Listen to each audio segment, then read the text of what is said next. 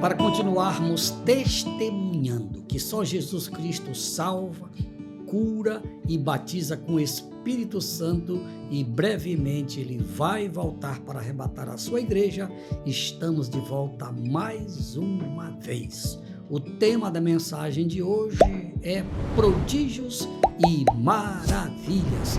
Continue conosco até o final deste vídeo, porque Deus vai falar com todos nós.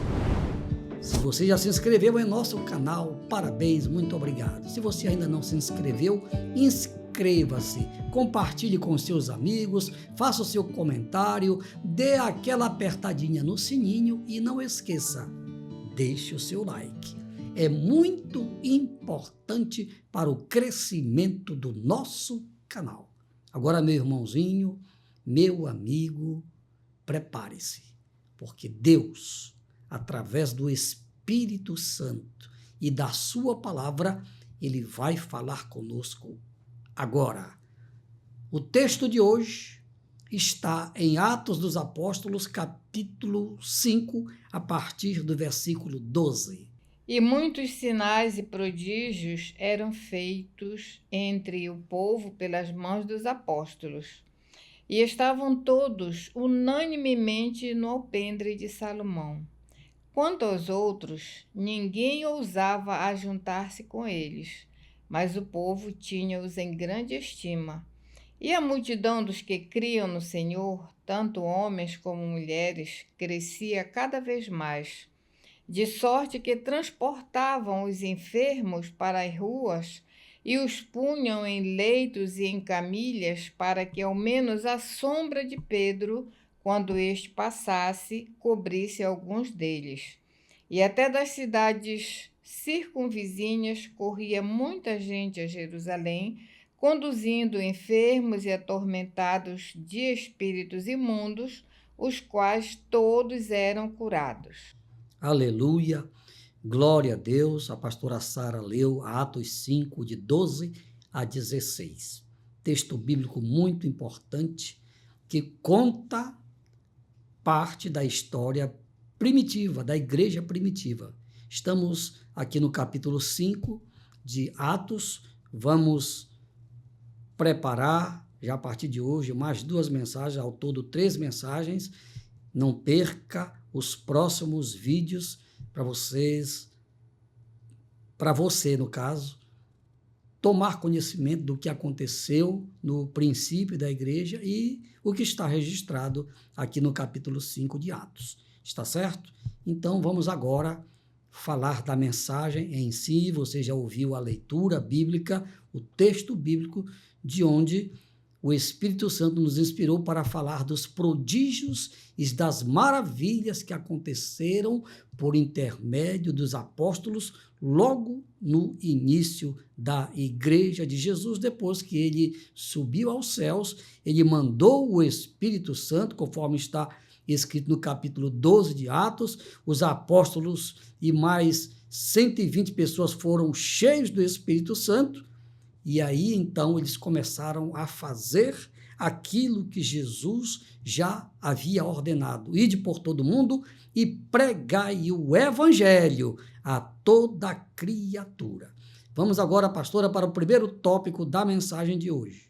A importância da unidade. Preste atenção, a importância da unidade. Versículo bíblico. E muitos sinais e prodígios eram feitos entre o povo pelas mãos dos apóstolos, e estavam todos unanimemente no alpendre de Salomão. Aleluia! Unanimemente no pórtico ou no alpendre de Salomão, que era um departamento muito importante, uma sala importante lá no grande templo que foi reedificado por Herodes. Pois é, mas o texto em apreço aqui fala da unanimidade. Amigo, é importante a unidade. Unidade. Jesus disse que um reino dividido ele fica fraco. Você já pensou um exército que não tem comando, um exército onde os soldados, os sargentos, os generais não se entendem? Pois é, então nós somos hoje o exército de Deus da terra. Então nós não podemos nos dividir. Nós temos que crer na mesma fé. Nós temos que crer na Bíblia, que é a nossa bússola.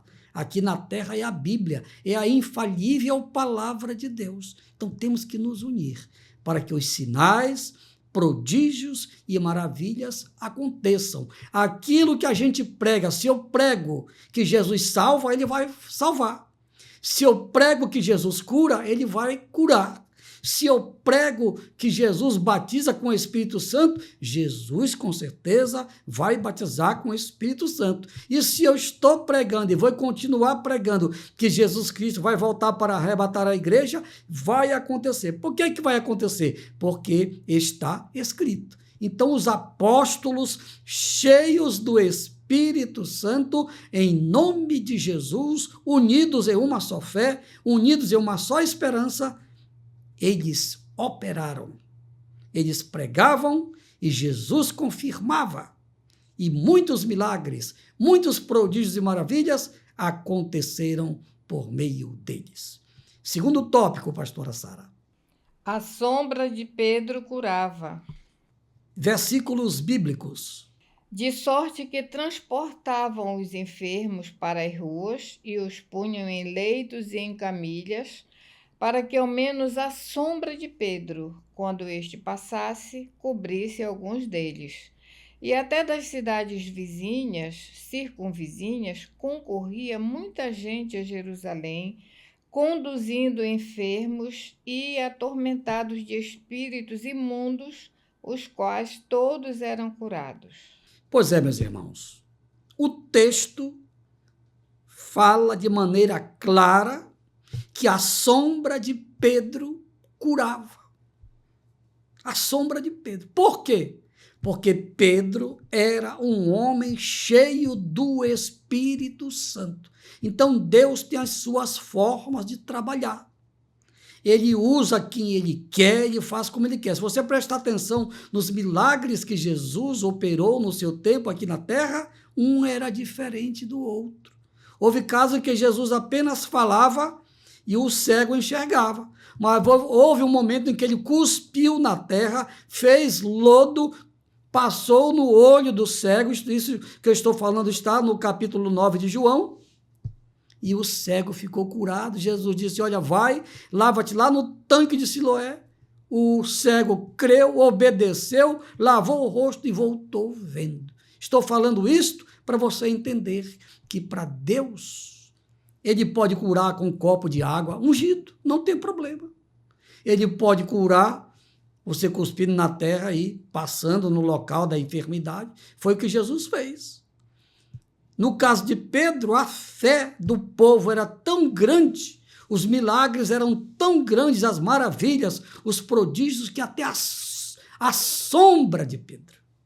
Na verdade, não era a sombra de Pedro fisicamente que curava, era a fé. É a fé. O milagre vem pela fé. Pela fé. Jesus disse que tudo é possível ao que crê. Isto é, tudo é possível a quem tem fé. Então está claro aqui que a sombra de Pedro curava. E hoje, se Deus quiser que a sombra do pastor Jairo cure, ele vai curar. Quem cura é ele, quem salva é ele, quem liberta é ele. Agora, isto não é uma norma. Um fato que está registrado historicamente aqui no livro de Atos dos Apóstolos. Agora, se Deus quiser que este fato aconteça outra vez, isto é com ele, porque ele é Deus. Amém? Que Deus nos abençoe e nos ajude. Agora eu quero fazer uma oração. Você crê que Deus pode operar hoje prodígios e maravilhas? Você crê? Eu creio. É por isso que eu prego. Eu só prego o evangelho porque eu creio no poder do evangelho, no poder da palavra de Deus, no poder do Espírito Santo, que é hoje quem está agindo na terra, representando a Trindade. Deus Pai, Deus Filho, Deus Espírito Santo. Nesta dispensação da graça, é o Espírito Santo que está operando milagres, prodígios e maravilhas na vida daquele que crê. Agora, atenção. O maior milagre que o Espírito Santo quer fazer em você é convencê-lo do pecado, da justiça e do juízo. Agora, ele só convence aquele que crê, aquele que aceitar a sua palavra como base, única base da nossa fé.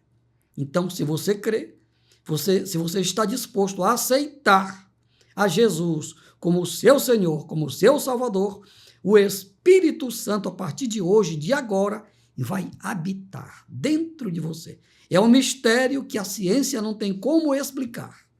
É para quem crê. Você crê? Então eu vou orar por você agora. Pai, em nome de Jesus, eu te apresento todas as pessoas que estão querendo receber o milagre da salvação.